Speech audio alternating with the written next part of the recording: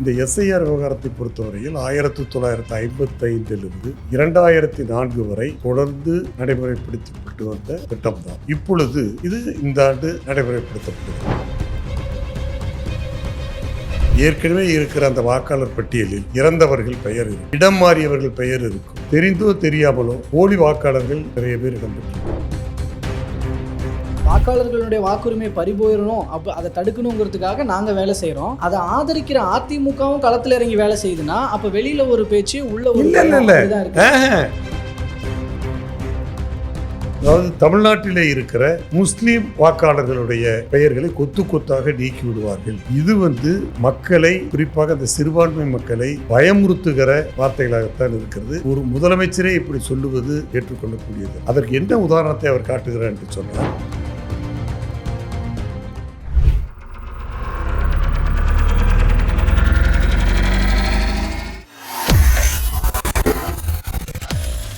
வேலை வேண்டுமா? Blue ocean இருக்கிறது. 10th 12th டிப்ளமோ டிகிரி படித்தவர்களுக்கு உணவு, தங்குமிடம், இஎஸ்ஐ, பிஎஃப் இன்சூரன்ஸ் உள்ளிட்ட சலுகைகளுடன் அனுபவத்திற்கேற்ற நல்ல சம்பளம் 15,000 முதல் 30,000 வரை. பெண்களுக்கு முன்னுரிமை. 2,000க்கும் மேற்பட்ட வேலை வாய்ப்புகள் உள்ளன. இப்போதே தொடர்பு கொள்ளுங்கள். Blue ocean.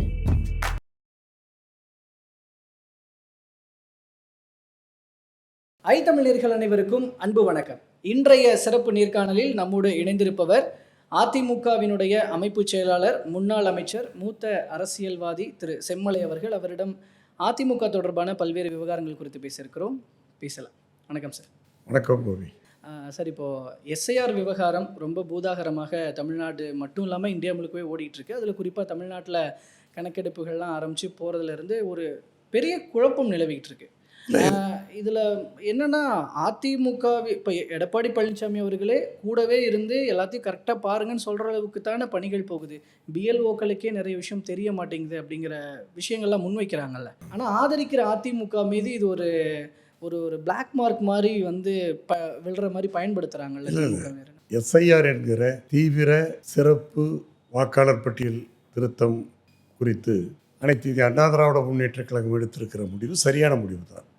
இதில் ஒன்றும் குழப்பம் இல்லை. அதனால் எங்களுடைய கட்சிக்கு எதுவும் பாதிப்பும் இல்லை. இந்த எஸ்ஐஆரை பொறுத்தவரையில் இது ஒரு தேர்தல் சீர்திருத்தம், அப்படித்தான் எடுத்துக்கொள்ள வேண்டும். இதில் ஒன்றும் புதுமை இல்லை. அதுவும் இன்றைக்கு மத்தியில் ஆளுகிற பிஜேபி அரசு ஏதோ புதிதாக இந்த நடவடிக்கையை எடுக்கவில்லை. இந்த எஸ்ஐஆர் விவகாரத்தை பொறுத்தவரையில் 1955 2004 வரை தொடர்ந்து நடைமுறைப்படுத்தப்பட்டு வந்த திட்டம்தான். இப்பொழுது இது இந்த ஆண்டு நடைமுறைப்படுத்தப்படுகிறது. இல்லை, கரெக்டாங்க சார். இது ஏற்கனவே ஃபாலோ பண்ணப்படுகிற விஷயம் தான். அதில் எந்த மாற்றமும் இல்லை. இங்கே எஸ்ஐஆரை வேண்டான்னு எதிர்க்கல, ஆனால் இவ்வளோ துரிதமாக செய்யறதுன்றதை தானே எதிர்க்கிறோன்றாங்க. இப்போ இதனால் நிறைய தவறுகள் நடப்பதற்கான வாய்ப்பு இருக்கிறது, நிறைய வாக்காளர்கள் விட்டு போவதற்கான வாய்ப்பு இருக்கிறது. இன்னொரு 6 மாதம் முன்னாடி இருந்தே ஆரம்பிச்சிருக்கலாமே அப்படின்றது தானே கேள்வியாக. கால அவகாசம் குறைவாக இருக்கிறது என்று சொல்லுவது எதிர்க்கட்சியினுடைய ஒரு குற்றச்சாட்டாக இருந்தால், கால அவகாசத்தை நீடித்துக் கொள்வதற்கும் ஒரு வாய்ப்பு இருக்கிறது. அதாவது அதாவது இதில் என்னென்னா, இது ஏற்கனவே தயாரிக்கப்பட்ட வாக்காளர் பட்டியல் தேர்தல் ஆணையத்திடம் இருக்கிறது. இது புதிதாக எனுமரேஷன், புதிதாக கணக்கெடுப்பு அல்ல. ஏற்கனவே இருக்கிற வாக்காளர் பட்டியலில் இருக்கிற அந்த பெயர்கள் ஏற்கனவே பதிவு செய்யப்பட்டு அது தேர்தல் ஆணையத்திடம் இருக்கிறது. இப்பொழுது இந்த எஸ்ஐஆர் மூலமாக செய்கிற பணி என்னவென்று சொன்னால், ஏற்கனவே இருக்கிற அந்த வாக்காளர் பட்டியலில் இறந்தவர்கள் பெயர் இருக்கும், இடம் மாறியவர்கள் பெயர் இருக்கும்.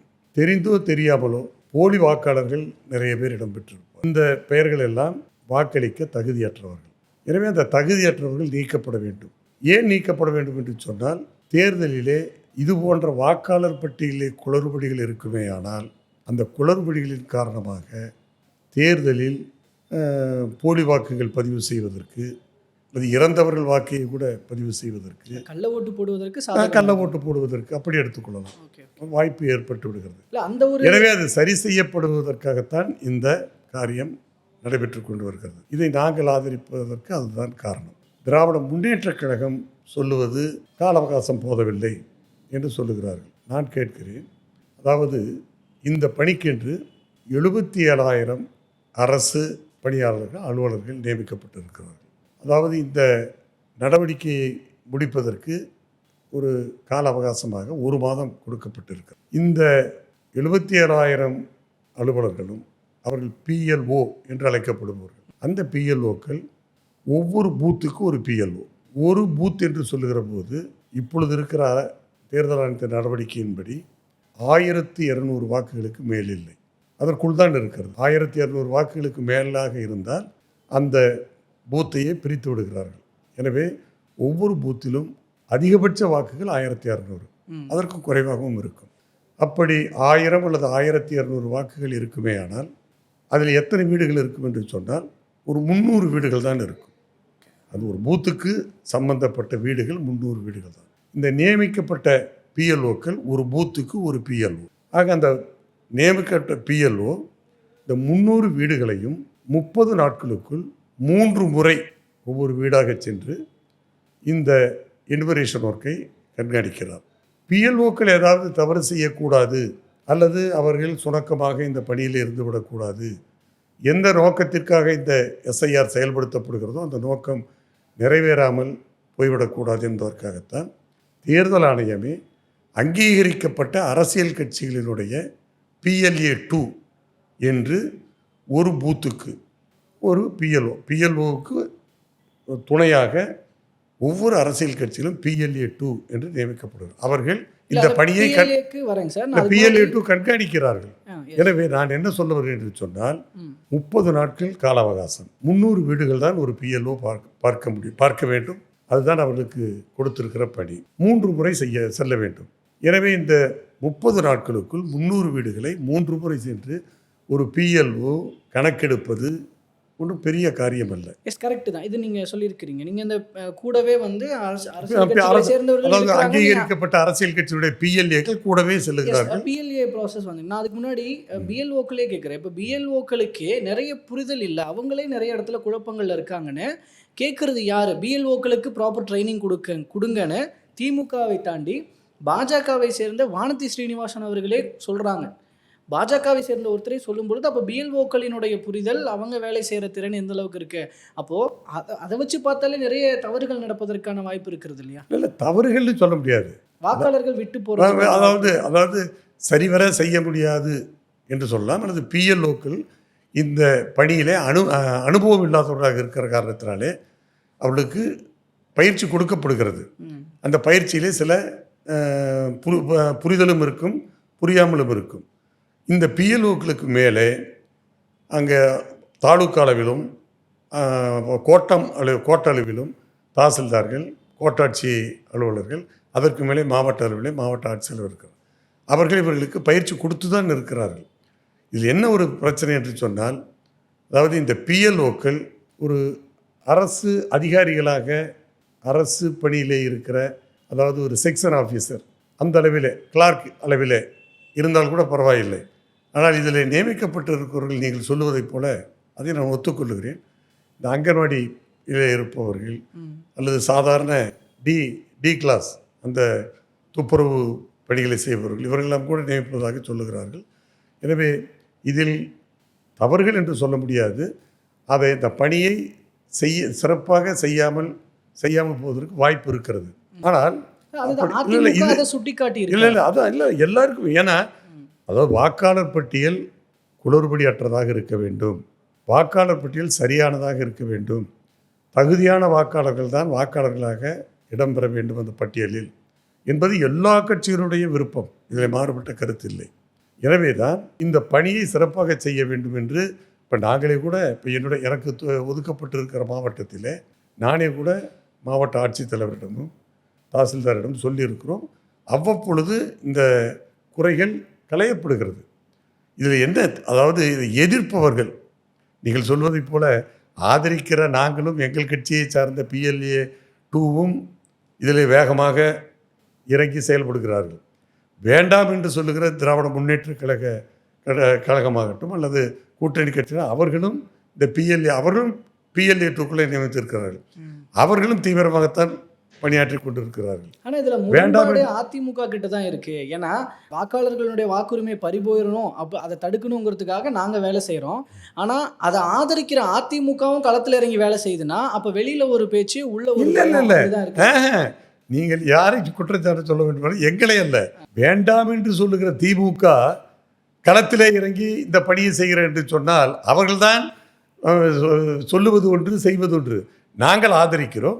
அதாவது எங்கள் PLA 2-ஐ தேர்தல் ஆணையம் அங்கீகரித்திருக்கிறது. எங்களுடைய கட்சியினுடைய PLA 2க்கள் அதை போய் கண்காணிக்கிறார்கள். எனவே நாங்கள் எங்களுடைய பணி சரியாகத்தான் இருக்கிறது. இப்பொழுது கூட நம்முடைய மாண்பு முதலமைச்சர் திரு ஸ்டாலின் அவர்கள் 3 குற்றச்சாட்டுகளை சொல்லியிருக்கிறார். இந்த SIR என்ன சொல்லியிருக்கார் என்று சொன்னால், வாக்குரிமை பறிக்கப்பட்டுவிடும், ஜனநாயக நாட்டில் ஜனநாயக முறையில் வாக்களிக்கிற உரிமையை பறித்து விடுவார்கள் என்பது முதல் குற்றச்சாட்டு. நான் என்ன சொல்கிறேன் என்று சொன்னால், இந்த குற்றச்சாட்டை நான் மறுக்கிறேன். இந்த SIR மூலமாக யாருடைய வாக்குரிமையும் பறிக்க முடியாது. அப்படி வாக்காளர் பட்டியலிலே இருந்தவருடைய பெயர், தகுதியான நபருடைய பெயர் விடுபடுமேயானால், இந்த வரைவு வாக்காளர் பட்டியல் வெளியிடுகிறார்கள் அல்லவா, அதிலே தெரிந்துவிடும் இடம்பெற்றிருக்கிறோமா இல்லையா என்று. அது பொதுமக்கள் பார்வைக்கு வைக்கப்படுகிறது தேர்தலுக்கு முன்பே. அதற்கு கால அவகாசம் இருக்கிறது. அதற்கு பிறகு விடுபட்டவர்களை வாக்காளர்களை சேர்த்தலாம், அல்லது அரசியல் கட்சி அந்த பிரதிநிதிகள் அவர்களை சேர்ப்பதற்கு முயற்சிகள் எடுக்கலாம். ஆக வாக்குரிமையை பறிக்கிறது இந்த SIR என்று சொல்வது ஏற்றுக்கொள்ளக்கூடியதல்ல. ஆக அது முதல் குற்றச்சாட்டு உண்மையானதும் அல்ல, அது ஏற்றுக்கொள்ளக்கூடியதும் அல்ல. இதே முதலமைச்சர் இரண்டாவது குற்றச்சாட்டு என்ன சொல்லுகிறார் என்று சொன்னால், அதாவது தமிழ்நாட்டிலே இருக்கிற முஸ்லீம் வாக்காளர்களுடைய பெயர்களை கொத்து கொத்தாக நீக்கி விடுவார்கள். இது மக்களை, குறிப்பாக அந்த சிறுபான்மை மக்களை பயமுறுத்துகிற வார்த்தைகளாகத்தான் இருக்கிறது. ஒரு முதலமைச்சரே இப்படி சொல்லுவது ஏற்றுக்கொள்ளக்கூடியதல்ல. அதற்கு என்ன உதாரணத்தை அவர் காட்டுகிறார் என்று சொன்னால், பீகாரிலே நடந்த தேர்தலுக்கு முன்பாக நடந்த இந்த SIR அந்த பணியிலே அதிகப்படியான முஸ்லீம் மக்கள், கிட்டத்தட்ட இவர்கள் குற்றம் சாட்டுவது 65 லட்சம் பேர் நீக்கப்பட்டார்கள் என்று. ஆனால் தேர்தல் ஆணையத்தினுடைய கணக்கின்படி 47 லட்சம் வாக்காளர்கள் நீக்கப்பட்டிருக்கிறார்கள். அப்படி அந்த நீக்கப்பட்டவர்கள் யார் என்று சொன்னால், பீகாரிலே இருக்கிற இந்திய குடியுரிமை பெற்றவர்களாக, இந்திய பிரஜைகளாக இருக்கிற, அது சிறுபான்மையினராகட்டும் அல்லது பெரும்பான்மை சமுதாயத்தைச் சேர்ந்தவர்களாக இந்து மக்களாக இருக்கட்டும், அந்த பெயர்கள் அந்த 45 லட்சம் பேர் நீக்கப்படுகிறது என்று சொன்னால், பீகாரிலே வாழ்கிற, அதாவது இந்திய குடியுரிமை பெற்ற இந்திய பிரஜையாக இருக்கிற அவருடைய வாக்குகள் எதுவும் நீக்கப்படவில்லை. நீக்கப்பட்ட வாக்குகள் எது என்று சொன்னால், உங்களுக்கே தெரியும், பீகாருக்கு பக்கத்திலே வங்கதேசம் இருக்கிறது. அந்த வங்கதேசத்திலே இருந்து அங்கே இருக்கிற அரசியல் சூழ்நிலையின் காரணமாக, அங்கே பாதுகாப்பற்ற நிலைமையின் காரணமாக சட்டவிரோதமாக நம்முடைய நாட்டிற்குள் ஊடுருவி இங்கு சட்டவிரோதமாக தங்கி இருக்கிறார்கள். அவர்கள் முஸ்லீம்களாக இருக்கிறார்கள். காரணம், அந்த வங்காளதேசத்தை சேர்ந்தவர்கள். அவர்கள் இந்த நாட்டினுடைய குடிமக்கள் அல்ல, இந்த நாட்டினுடைய பிரஜைகளும் அல்ல, இந்த நாட்டினுடைய குடியுரிமை பெற்றவர்களும் அல்ல. எனவே இந்த நாட்டினுடைய பிரஜையாக இல்லாத ஒரு வாக்காளர், இந்த நாட்டினுடைய குடியுரிமை அற்றவராக இருக்கிற ஒரு வாக்காளர் நிச்சயமாக பட்டியலில் இடம்பெற முடியாது. வாக்கு அளிக்க உரிமை அவர்களுக்கு இல்லை. எனவே அந்த பெயர்கள் தான் நீக்கப்பட்டிருக்கிறது. அதைத்தான் இவர்கள் பூதாகரமாக அங்கே முஸ்லீம் மக்களை நீக்கிவிட்டார்கள், கொத்து கொத்தாக நீக்கிவிட்டார்கள், இங்கேயும் நீக்கிவிடுவார்கள் என்ற அந்த பயத்தை சிறுபான்மை இனத்தவருக்கு, குறிப்பாக இங்கே நம்முடைய தமிழ்நாட்டிலே வாழ்கிற முஸ்லீம் வாக்காளர்களுக்கு ஒரு பீதி ஏற்படுகிற வகையிலே இந்த குற்றச்சாட்டை சொல்கிறார்கள். அதற்கு பதிலாக நான் என்ன சொல்கிறேன் என்று சொன்னால், இங்கே இருக்கிற தமிழ்நாட்டிலே இருக்கிற சிறுபான்மையினத்தைச் சேர்ந்த முஸ்லீம் வாக்காளர்கள் இந்த நாட்டினுடைய பிரஜைகள், குடியுரிமை பெற்றவர்கள், ஏற்கனவே ஒரு வாக்காளர் பட்டியலில் இருக்கிறவர்கள். அவர்களை யாரும் நீக்க முடியாது. அது இந்த SIR பணியும் அல்ல. எனவே இங்கு குடியுரிமை பெற்ற இந்திய பிரஜையாக இருக்கிற முஸ்லீம்களாகட்டும் அல்லது கிறிஸ்தவர்களாகட்டும் இந்துக்களாகட்டும் யாருடைய பெயரையும் நீக்க முடியாது. இது இரண்டாவது குற்றச்சாட்டு. இதிலும் அர்த்தமில்லை. மூன்றாவது குற்றச்சாட்டு, முதலமைச்சர் ஸ்டாலின் அவர்கள் உட்பட BCK தலைவர் திருமாவளவன் உட்பட என்ன சொல்கிறார் என்று சொன்னால், வடநாட்டிலே இருந்து கோடிக்கணக்கிலே, இப்பொழுது திரு வைகோ அவர்கள் கூட சொல்லியிருக்கிறார், 75 லட்சம் பேரை வடநாட்டிலே இருக்கிற வடநாட்டு மக்களை, வாக்காளர்களை இங்கு இறக்குமதி செய்து இங்கே இடம்பெற செய்ய போகிறார்கள் என்று சொல்லுகிறார்கள். அதுவும் ஏற்றுக்கொள்ள முடியாது. காரணம், இங்கு வடநாட்டவரை யாரையாவது கொண்டு வந்து தன்னிச்சையாக சேர்த்து விட முடியாது. யாரை சேர்ப்பார் என்று சொன்னால், வட மாநிலத்தை சார்ந்தவர்களாக இருந்தாலும் வட மாநிலத்தை சார்ந்தவர்கள் இங்கே தமிழ்நாட்டிலே குடியேறி, நிரந்தரமாக குடியேறி, இங்கே தொழில் நிமித்தமாக ஒரு 10 ஆண்டு காலம் அல்லது 5 ஆண்டு காலத்திற்கு மேலாக இங்கே வாழ்ந்து வருபவர்கள், இங்கே ரேஷன் கார்டை பெற்று, இன்னும் இங்கே ஆதார் கார்டை பெற்று, பர்மனென்ட் ரெசிடென்ட் என்று சொல்லத்தக்க வகையிலே நிரந்தர குடியேற்றம் படைத்தவர்களாக, குடியேற்றம் பெற்றவர்களாக இங்கே வசித்தவர்களுடைய பெயர் தான் இடம்பெறும். மற்றவருடைய பெயர் இடம்பெறாது. அதாவது டெம்பரவரியாக இங்கே வந்து வேலை செய்கிறவர்களுடைய பெயர் இடம்பெறாது. அதிலும் தேர்தல் ஆணையம் என்ன சொல்லுன்னு சொன்னால், காரணம், ஒரு வேறு மாநிலத்தவரை இங்கு வந்து தொழில் செய்கிறவரை, இங்கு குடியேறி நிரந்தரமாக குடியேறி இருப்பவரை வாக்காளராக நாம் பதிவு செய்ய முடியாது என்று சொல்லுவது ஏற்றுக்கொள்ள முடியாது. காரணம், இந்திய அரசமைப்பு சட்டமே ஆர்டிகிள் 19 பிரிவு 1 படி இந்திய நாட்டில் இருக்கிற எந்த மாநிலத்தைச் சேர்ந்தவர்களாக இருந்தாலும் மற்ற மாநிலங்களிலே குடியேறலாம், வாழலாம், அங்கே வசிக்கலாம். அவர்கள் அப்படி இருக்கிற போது அவருடைய வாக்குரிமை பெற்றவர்களாக கருதப்படுவார்கள். எனவே வேறு மாநிலத்தவர்களாக இருந்தாலும் நம்முடைய மாநிலத்திலே, அதாவது நான் சொன்ன மாதிரி நிரந்தரமாக குடியேறி இங்கே தொழில் நிமித்தமாகவோ வேலை நிமித்தமாகவோ இங்கே பணியாற்றக்கூடியவர்களை அரசியல் சட்டத்தின்படி தேர்தல் ஆணையம் வாக்குரிமை மறுக்க முடியாது. அப்படிப்பட்டவர்களைத்தான் இங்கே சேர்க்க முடியும். இன்னும் சொல்லப்போனால், இப்பொழுது நம்முடைய தமிழர்கள் இன்றைக்கு வேறு மாநிலத்திலே இருக்கிறார்கள். மும்பையிலே இருக்கிறார்கள், டெல்லியிலே இருக்கிறார்கள், கல்கத்தாவில் இருக்கிறார்கள், மற்ற எல்லா மாநிலங்களிலும் இருக்கிறார்கள். ஆக அப்படிப்பட்டவர்களே அங்கு அவர்களுக்கு வாக்குரிமை இல்லை என்று இங்கே வேறு மாநிலத்தவர்களை சேர்க்கக்கூடாது என்று சொல்லுகிற இந்த தலைவர்கள், நம்முடைய தமிழர்கள் வேறு மாநிலத்திலே நிரந்தரமாக குடியேறி இருப்பவர்களுக்கு வாக்குரிமை கூடாது என்று இவர்களால் சொல்ல முடியுமா? இல்லை சொல்கிறார்களா? எனவே இந்த 3 குற்றச்சாட்டுகளும் ஏற்றுக்கொள்ளக்கூடியதாக இல்லை. எனவே அதாவது ஒன்றை ஏற்றுக்கொள்ளலாம், சரியான வாக்காளர்கள், தகுதியான வாக்காளர்கள் இடம்பெற செய்ய வேண்டும். அதற்கு தேர்தல் ஆணையம் கண்காணிப்போடு இருக்க வேண்டும்.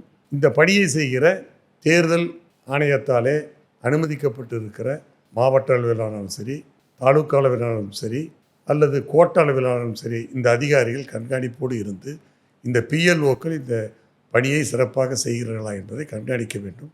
இதோடு புதிய எனுமரேஷன் அல்ல, ஏற்கனவே வாக்காளர் பட்டியல் இருக்கிறது, அதை பதிவேற்றம் செய்து விடுகிறார்கள். அந்த வாக்காளர் பட்டியலிலே புதிதாக 18 வயது நிரம்பியவர்கள் சேர்க்கப்படலாம். அதற்கு ஃபார்ம் 6 பயன்படுத்தலாம். இறந்தவர்கள் வாக்குகளை நீக்கலாம், இடம்பெயர்ந்தவர்கள் வாக்காளர்களை நீக்கலாம். 2 இடங்களிலே பதிவு செய்திருப்பார்கள்.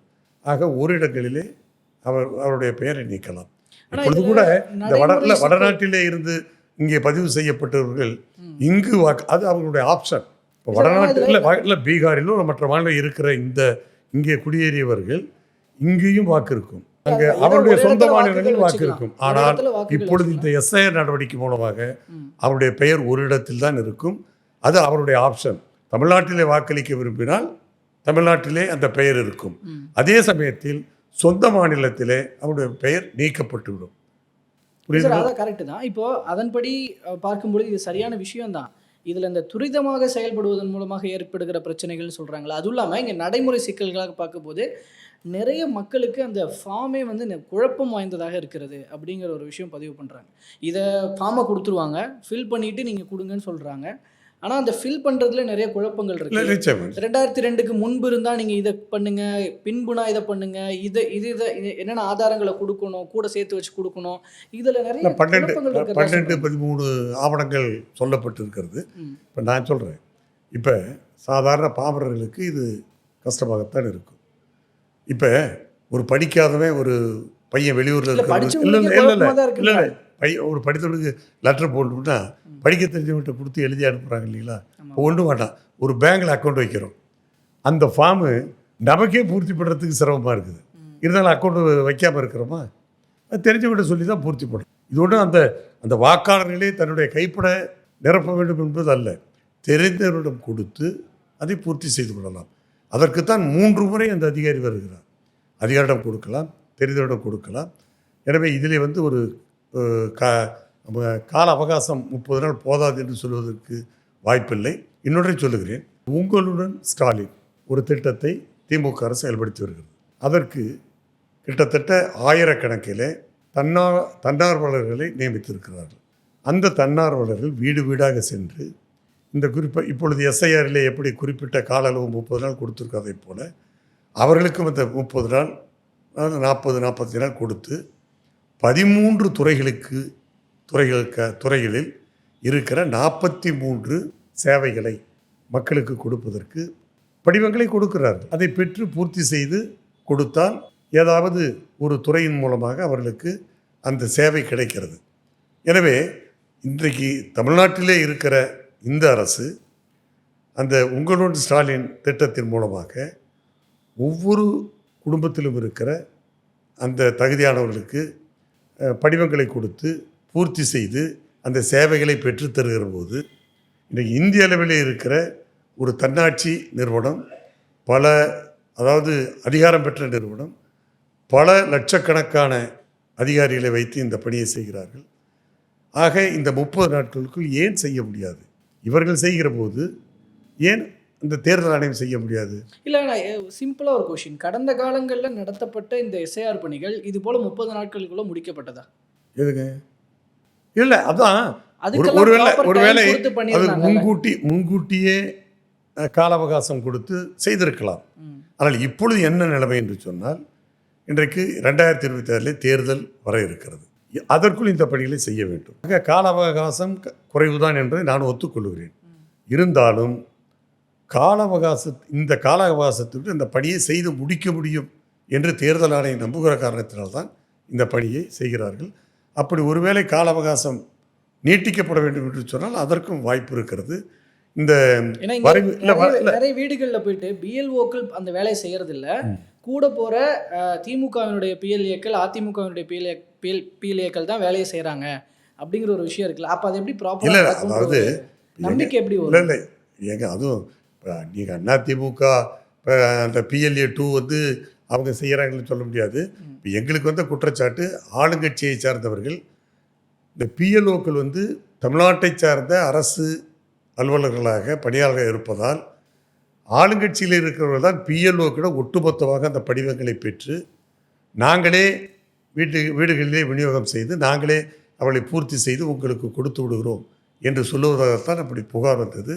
நான் பொறுப்பேற்று இருக்கிற அந்த மாவட்டத்தில் கூட இந்த புகார் வந்து மாவட்ட ஆட்சித்தலைவரிடம் சொல்லி, மாவட்ட ஆட்சித்தலைவர் தாசில்தாரிடம் சொல்லி, தாசில்தார் அந்த பிஎல்ஓக்களை கூப்பிட்டு கடுமையாக கண்டித்து, எந்த அரசியல் கட்சிக்கும் நீங்கள் கட்சி பிரதிநிதிகளுக்கும் அந்த படிவத்தை ஒட்டுமொத்தமாக கொடுக்கக்கூடாது, அந்த பணியோகத்தை விநியோகிப்பவர்கள் நீங்களாகத்தான் இருக்க வேண்டும், நீங்கள் சரியாக அந்த பணியை செய்கிறீர்களா என்று தான் அரசியல் கட்சி பிரதிநிதிகள் கண்காணிக்க வேண்டுமே தவிர நீங்கள் அவருடைய பாரத்தை கொடுத்து அவர்கள் மூலமாக இந்த பாரத்தை விநியோகம் செய்வதோ அதை திரும்ப பெற்றுக்கொள்வதோ கூடாது என்று சொல்லி ஸ்ட்ரிக்டாக இன்ஸ்ட்ரக்ஷன் கொடுத்துருக்கிறார். ஆனால் திமுகவினருடைய இந்த செயல்பாடுகள் மூலமாவது இந்த எஸ்ஏஆர் பணிகள் மேலே இந்த எஸ்ஏஆர் பணிகளின் நம்பகத்தன்மை மீதான கேள்வி உங்களுக்கு வரலையா? இல்லை, கேள்வி வருகிறது.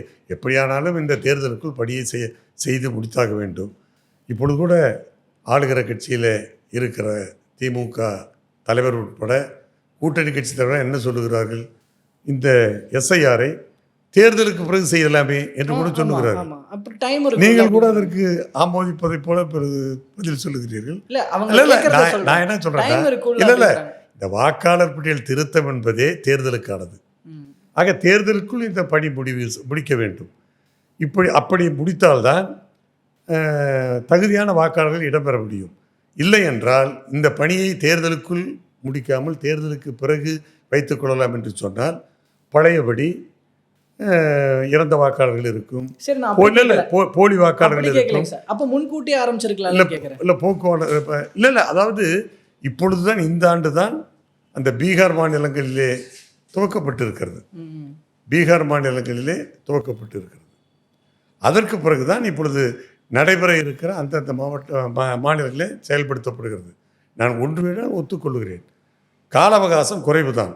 ஆனால் இந்த கால அவகாசம் குறைவாக இருந்தாலும் நிச்சயமாக இந்த 30 நாட்களுக்குள் அந்த பணியை செய்து முடிக்க முடியும்.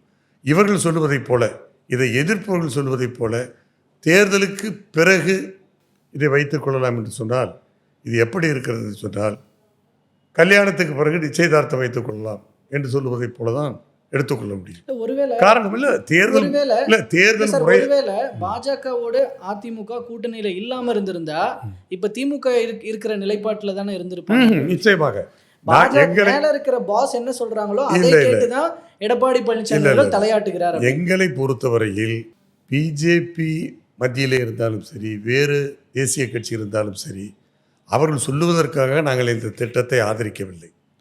பொதுவாக இந்த திட்டத்தினுடைய நோக்கமே வாக்காளர் பட்டியல் முறையாக குளறுபடி இல்லாமல் இருக்க வேண்டும், இறந்தவர்கள் பெயர் நீக்கப்பட வேண்டும், இடமாறியவர்கள் பெயர் நீக்கப்பட வேண்டும், போலி வாக்காளர்கள் நீக்கப்பட வேண்டும். அப்பொழுதுதான் தகுதியான வாக்காளர்களில் இடம்பெற்று தகுதியான வாக்காளர்கள் வாக்களிக்கக்கூடிய அந்த உரிமை கிடைக்கும். இல்லை என்று சொன்னால், போலி வாக்காளர்கள் இருந்தால் அது அந்த போலி வாக்காளர்களை அரசியல் கட்சி சார்ந்தவர்கள் அந்த வாக்குப்பதிவின் போது அவர்களுடைய வாக்குகளை வேறு நபர்களை கொண்டு வாக்குப்பதிவு செய்வதற்கு வாய்ப்பு இருக்கிறது.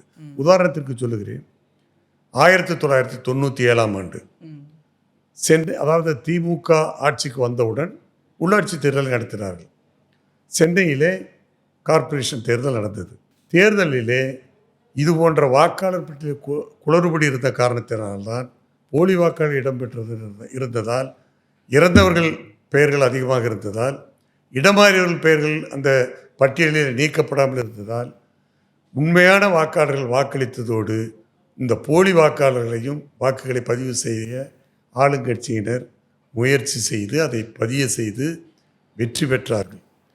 அந்த வழக்கை முறையாக தேர்தல் நடக்கவில்லை, போலி வாக்குகள் பதிவு செய்யப்பட்டன, இறந்தவர்கள் வாக்குகள் பதிவு செய்யப்பட்டன, முறையாக தேர்தல் நடைபெறவில்லை என்று நாங்கள் உயர்நீதிமன்றத்திலே வழக்கு தொடர்ந்த காரணத்தினால் வழக்கு விசாரிக்கப்பட்டு நாங்கள் சொன்ன குற்றச்சாட்டுகள் நிரூபிக்கப்பட்டு, உங்களுக்கு தெரியாதல்ல, 100 வார்டுகளுடைய தேர்தல் ரத்து செய்யப்பட்டன.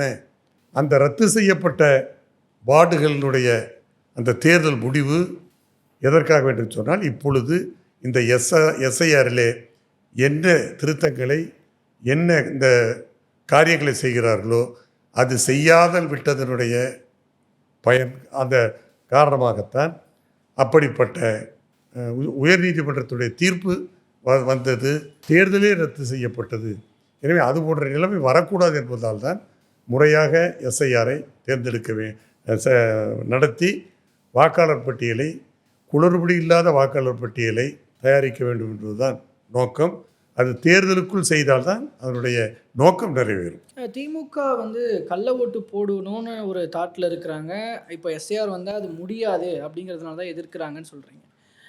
திமுகவினர் கள்ள ஓட்டு போடுறாங்க அப்படின்னா அப்போ அந்த இடத்துல அதிமுகவினுடைய பூத் நிர்வாகிகளை மீறி இது நடந்துருமான்னு ஒரு யதார்த்த கேள்வி வரும். இல்லை, அதாவது இப்பொழுது ஆளுங்கட்சியிலே இருக்கிறவர்கள் தான் அந்த காரியத்தை செய்ய முடியும். ஏனென்று சொன்னால், தமிழ்நாட்டை சார்ந்த அலுவலர்கள் தான், தமிழ்நாட்டினுடைய அரசு அலுவலர்கள் அந்த பூத்திலே தேர்தல் அலுவலர்களாக அந்த தேர்தலை நடத்துபவர்களாக இருக்கிறார்கள். எனவே ஆளுங்கட்சியினுடைய அதிகார மிரட்டல் அல்லது ஆளுங்கட்சியினர் அந்த பூத் அதிகாரிகளை மிரட்டி இந்த பணியை செய்வதற்கு அவர்களுக்குத்தான் வாய்ப்பு இருக்கிறது.